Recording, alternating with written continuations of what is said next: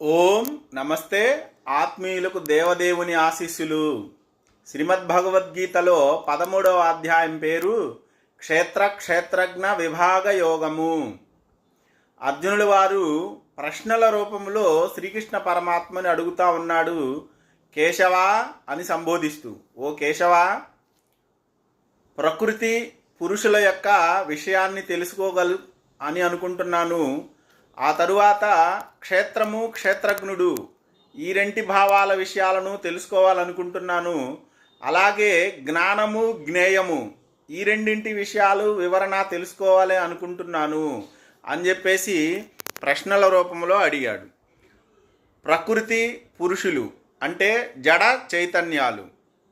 తదుపరి క్షేత్రము క్షేత్రజ్ఞుడు అంటే శరీరము జీవుడు. ఆ తరువాత జ్ఞానము తెలుసుకోదగినది జ్ఞేయము. వీటి వివరణ